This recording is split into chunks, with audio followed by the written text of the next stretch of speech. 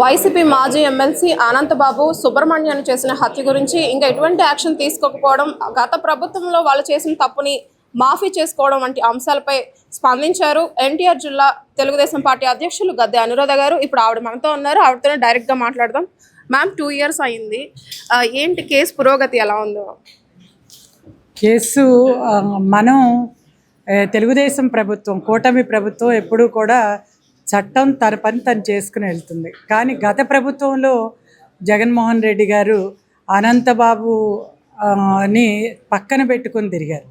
ఆ రోజునే వ్యవస్థ అంతా కూడా దాన్ని అతను యాక్సిడెంట్గా చిత్రీకరించాలని చూస్తే ఆ రోజునే అది కాదు, కొట్టి చంపిన, దాదాపుగా అతని ఒంటి మీద 120 గాయాలు ఉన్నాయని చెప్పి తెలియజెప్పిన సందర్భం. అప్పుడైనా అతన్ని పక్కన పెట్టారా అంటే నా తీరే నాది అనే విధంగా ఒక రకమైన ఫ్యాక్షన్ మనస్తత్వంతో ఆ రోజున జగన్మోహన్ రెడ్డి గారు చేసిన సందర్భాన్ని చూసాం. కానీ మన ప్రభుత్వం అధికారంలోకి వచ్చిన తర్వాత ఎవరికైనా ఒకటే న్యాయం.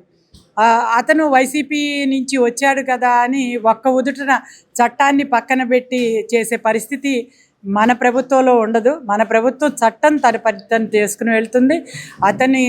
అతనికి తప్పనిసరిగా శిక్ష పడుతుంది. ఇప్పుడు మ్యామ్, హైకోర్టు ఇచ్చింది కదా మ్యామ్, కొన్ని షరతులు వెసులుబాటు ఇచ్చింది. ఇప్పుడు అవి క్యాన్సిల్ చేసే అవకాశం ఉంది అంటే ఆయన బయటకు కూడా వచ్చి బెదిరించడం లాంటివి జరుగుతున్నాయి కదా. సో అంటే అది కోర్టు లీగల్ ఇష్యూస్ అన్నీ కూడా అవి జరుగుతూనే ఉంటాయమ్మా. మేము ఈ రోజున రాజకీయంగా ముఖ్యంగా ఒక లీడ్ తీసుకున్నాం. దళితుల మీద జరిగిన దాడులు, ఆ రోజున ఎంతమంది మీద దాడులు జరిగినాయి. ఈ రోజున సుబ్రహ్మణ్యం చనిపోయిన రోజు, అంటే చంపబడిన రోజు. మరి కాబట్టి ఇవాళ ఇదే విధంగా ఒక 2 రోజుల తేడాతో రేపు డాక్టర్ సుధాకర్ 21వ తారీఖున చనిపోయిన రోజు. ఇవన్నీ కూడా ప్రజల మధ్యకి మళ్ళీ తీసుకెళ్ళటానికి పొరపాటున ఎవరైనా సరే ఈ రేపు వచ్చే ఎన్నికల్లో ఇలాంటి వాళ్ళని ఎన్నుకుంటే మళ్ళీ ఇలాంటి వాళ్ళే వస్తారు. కాబట్టి తస్మాత్ జాగ్రత్త అనేది మనం గుర్తు చేస్తూ ఉండాలి ప్రజలకి. కాబట్టి ఈ రోజున జరిగిన దారుణాలు, ఆ రోజున మహిళల మీద జరిగిన అత్యాచారాలు, మరి యువత మీద జరిగిన దాడులు, అధికారుల మీద జరిగిన, డాక్టర్ల మీద జరిగినవి, ఇవన్నీ కూడా గుర్తు చేస్తూ ఈ రోజున మేము ఈ కార్యక్రమం చేపట్టడం జరిగింది. మరి ఆ రోజున మనం వాళ్ళ గౌరవం కోసం వాళ్ళని ఎంతగా గౌరవించాం. మరి ఒక బాలయోగి గారిని లోక్సభ స్పీకర్గా ఆ రోజున ఆయన్ని పార్లమెంటులో ఆయనకి నమస్కారం చేసే లోపలికి వెళ్ళాలి ఎవరైనా. అదేవిధంగా అసెంబ్లీలో మన ప్రతిభా భారతి గారిని, అంతేకాకుండా హైదరాబాద్లో ఒక బాలయోగి గారి మీద స్టేడియంను కూడా ఆయన పేరు మీద పెట్టడం జరిగింది చంద్రబాబు నాయుడు గారి ప్రభుత్వ కాలంలో. అంటే మనకి దళితుల్ని ఎంత గౌరవిస్తాం. అటువంటిది ఇతను ఫ్యాక్షన్ మెంటాలిటీతో ఎవరైనా నాకు లెక్కలేదు, నేను జగన్ రెడ్డిని, అంతే నాదే ఒక లెక్క, ఇలాంటి మనస్తత్వం ఉన్నవాళ్ళు వస్తే సామాజిక న్యాయం అనేది అడుగంటిపోతుంది. ఇవాళ మనం అందరం కలిసి మెలిసి ముందుకెళ్లాల్సిన అవసరం ఉంది. అది కులం లేదు, మతం లేదు. మన భారతదేశం అన్ని కులాల మతాల కలయిక మంది. అదే ఆంధ్ర రాష్ట్రంలో అమలు అవ్వాలి.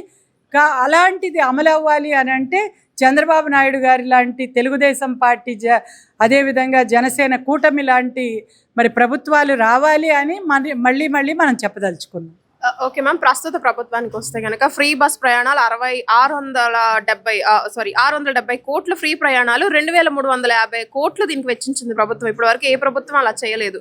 బట్ దాని ఎఫెక్ట్ ఇంధన వనరుల వినియోగం తగ్గించాలి అని మళ్ళీ ప్రజల మీద రెస్ట్రిక్షన్ వస్తుంది. దీనిపైన మీరు ఏమంటారు మ్యామ్? ఇది నిజంగా చాలా పేద మహిళలకి ఫ్రీ బస్సు సౌకర్యం అనేది వాళ్ళ కుటుంబాన్ని ముందుకు తీసుకెళ్ళటానికి ఆర్థికంగా ఇది చాలా ఉపయోగపడింది.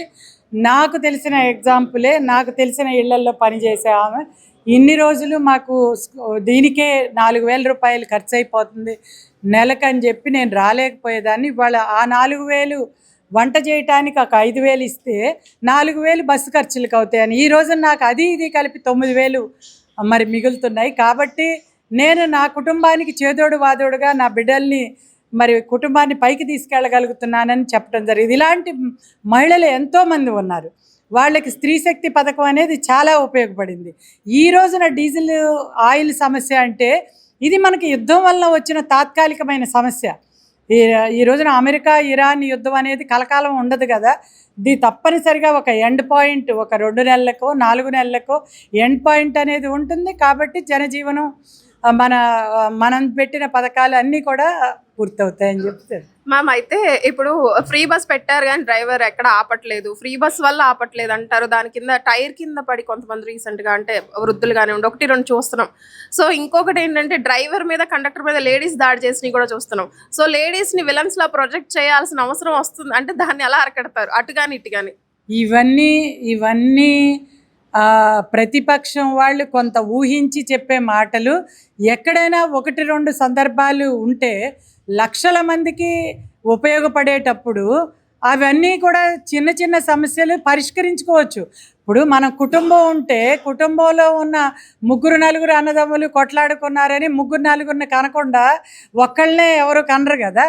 అదేవిధంగా ఇది కూడా ఇది ఎంతమందికి ఉపయోగపడేటప్పుడు అది చిన్న చిన్న సమస్యలు ఎక్కడో ఒక చోట జరిగిందని దాన్ని యూనివర్సల్ చేయాల్సిన అవసరం లేదు. Ma'am, last question. రాష్ట్ర అధ్యక్షురాలుగా మీరు ఏం హామీ ఇస్తున్నారు లేడీస్కి? మీ తరపున హామీ మీరు చాలా చూసొస్తున్నారు, రాష్ట్ర అధ్యక్షురాలు అయ్యారు ఇప్పుడు, అంటే మీకు ఇవేం కొత్త కదా ఈ ట్రాక్లో. సో మీరు లేడీస్కి ఏమి ఇవ్వదలుచుకున్నారు? నేను జిల్లా అధ్యక్షురాలిని, ఎన్టీఆర్ జిల్లా అధ్యక్షురాలిని. మనం అంటే సలహా సూచనలు ఇవ్వాల్సిన అవసరం లేదు. వాళ్ళ ప్రజలు అందరికంటే మేధావులు. అంటే భరోసా ప్రజలకి భరోసా అంటే ఈ రోజున మనం సూపర్ హిట్ చేస్తూ చంద్రబాబు నాయుడు గారు ఎంత భరోసానిస్తూ ముందుకెళ్తున్నారు. 1 తారీఖున అందరికీ కూడా జీతభత్యాలు అందించటమే కాకుండా మరి ఈ రోజున ఎన్టీఆర్ భరోసా సామాన్యుడికి మన చేత్తో తీసుకెళ్ళి అందించడం, ఎక్కడ అవకతవకలు జరగకుండా 1 తారీఖునే వాళ్ళకి అందించడం. దివ్యాంగులు కూడా భరోసా కలిగిస్తూ ఉన్నారు. మీరు ఎవరి మీద ఆధారపడాల్సిన అవసరం లేదు, ప్రభుత్వం మీకు అండగా ఉంటుందని చెప్పి వాళ్ళకి. అదేవిధంగా వితంతు సోదరీమణులకి ఈ రోజున మనం వచ్చిన తర్వాత కొంతమంది అడుగుతున్నారు కొత్త పింఛన్లు. అది కూడా రేపు వితంతువులకి ముందుగా అనౌన్స్ చేయబోతా ఉన్నారు అతి దగ్గరలో. మరి అదే కాకుండా స్త్రీ శక్తి పథకం, ఈ గ్యాస్ సిలిండర్స్ అందరికీ సంవత్సరానికి 3 గ్యాస్ సిలిండర్స్ చొప్పున ఇచ్చి మహిళలకి, మధ్యతరగతి పేద మహిళలకి అండగా ఉండటం. మరి అదేవిధంగా 2-3 పిల్లలున్నా 4 పిల్లలున్నా వాళ్ళకి తల్లికి వందనం పేరుతో వాళ్ళకి అకౌంట్లో అమౌంట్స్ను వేయటం. ఇలా ప్రతి ఒక్కరికి, సామాన్యుడి పేదవాడి దగ్గర నుంచి మధ్యతరగతి ప్రతి ఒక్కరికి కూడా భరోసా కల్పిస్తూ మీ జీవితానికి మేము హామీ ఉన్నాం. అంతేకాకుండా గతంలో జగన్మోహన్ రెడ్డికి మనకు తేడా, జగన్మోహన్ రెడ్డి నేను సంక్షేమాలు అందిస్తున్నానని చెప్పి అభివృద్ధిని కుంటుపడి చేశాడు. అభివృద్ధి అనేది లేకపోతే ఈ సంక్షేమాలు ఎంతో కాలం నిలవు.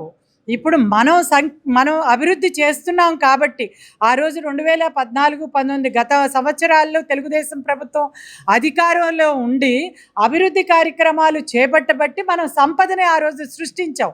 మనం సృష్టించిన సంపదని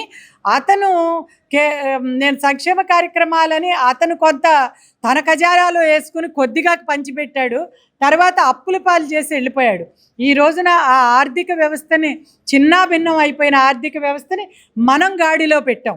చంద్రబాబు నాయుడు గారు వచ్చిన తర్వాత ఈ 2 సంవత్సరాల్లో ఆర్థిక వ్యవస్థని గాడిలో పెట్టి మళ్ళీ అభివృద్ధి కార్యక్రమాలకి మూలధన వ్యయాన్ని మొన్న బడ్జెట్లో కేటాయించారు. ఆ మూలధన వ్యయం అనేది మరి సామాన్యుడు కూడా అర్థమయ్యేటట్లు మనం చెప్పాల్సిన అవసరం ఉంది. అది ఏదంటే మన కుటుంబానికి ఏ రకంగా అత్యవసరం అయినప్పుడు మనం పక్కన పెట్టి దాన్ని దాచుకుంటామో ఆ రకంగా చంద్రబాబు నాయుడు గారు దాన్ని అభివృద్ధి కార్యక్రమాలకి, అంటే ఇండస్ట్రీస్ని స్థాపించటం ద్వారా వాటికి రోడ్లు వేయటం, మౌలిక వసతులను కల్పించటం, వీటన్నింటి మూలంగా లక్షల కోట్ల పెట్టుబడులతో ఇప్పటికి 23 నెలలు అయింది. 23 లక్షల కోట్ల పెట్టుబడులు మన రాష్ట్రానికి వచ్చినాయి. అంటే దాదాపుగా దేశం మొత్తం మీద 25% మన రాష్ట్రానికి వచ్చినాయి. అంటే అది చంద్రబాబు గారి మీద ఉన్న నమ్మకం. లోకేష్ గారు, యువ నాయకుడు లోకేష్ గారు ఏ రకంగా స్పీడ్ ఆఫ్ బిజినెస్, గతంలో ఈజ్ ఆఫ్ డూయింగ్ బిజినెస్ అన్నారు, ఇప్పుడు స్పీడ్ ఆఫ్ డూయింగ్ బిజినెస్. ఈయన ఎప్పటికప్పుడు ఢిల్లీ వెళ్ళటం, మరి ఇండస్ట్రియలిస్టులతో మాట్లాడటం, అవి పక్క రాష్ట్రాలకు వెళ్ళే ఇండస్ట్రీస్ని కూడా మన రాష్ట్రానికి వచ్చేటట్లుగా ఆకర్షించటం, వీటన్నిటి మూలంగా ఈ రోజున మనకి సంపద అనేది సృష్టించబడుతుంది. ఈ సంపద సృష్టించబడటం మూలంగానే రేపు మరిన్ని సంక్షేమ కార్యక్రమాలు ప్రజలకి ఇవ్వగలుగుతాం. రాబోయే రోజుల్లో ఎవరైతే సంక్షేమ కార్యక్రమాలు ఉపయోగించుకుంటున్నారో వాళ్ళ కాళ్ళ మీద వాళ్ళు నిలబడటమే కాదు, వాళ్ళు కూడా చిన్న చిన్న పరిశ్రమలు స్థాపించి 10 మందికి నీడనివ్వాలి, 10 మందికి ఉద్యోగ కల్పించాలి అని చంద్రబాబు గారి ఆలోచన. మ్యామ్, ఒక్క చిన్న పాయింట్ మ్యామ్. ఇక్కడ ఇప్పుడు మనది కూటమి ప్రభుత్వం స్త్రీ పక్షపాత ప్రభుత్వం అనే పేరు వచ్చింది. ఎక్కువ ఫేవర్స్ వాళ్ళకి బాగా జరుగుతాయి అనేసి. అందులో వచ్చేసి డ్వాక్రా అనేది ప్రతి మహిళ చిన్న ఎంటర్ప్రెనర్గా ఎదగాలి అనేది. సో అది సక్సెస్ అయిందంటారా ఆ పాత్రలో వాళ్ళు? డెఫినెట్గా సక్సెస్ అయింది. ఇవాళ ఎక్కడో ఉన్న డ్వాక్రా గ్రూపులు, అంటే డ్వాక్రా మహిళల్ని తయారు చేయటం అనేది చంద్రబాబు నాయుడు గారి కళ. ఒక రకంగా చెప్పాలంటే వాళ్ళంతా చంద్రబాబు గారి మానస పుత్రికలు. మరి వాళ్ళందరూ అసలు వాళ్ళకి రూపాయి అనేది వాళ్ళ చేతిలో ఏదో చిన్న చిన్న పనులు చేసుకోవటం, దాన్ని ఆ కుటుంబానికి ఉపయోగించడం తప్పించి వాళ్ళకి ఏం తెలియదు. అటువంటి వాళ్ళని బ్యాంకులో డబ్బులు దాచుకోవటం నేర్పించారు, బ్యాంకుకి వెళ్ళటం నేర్పించారు.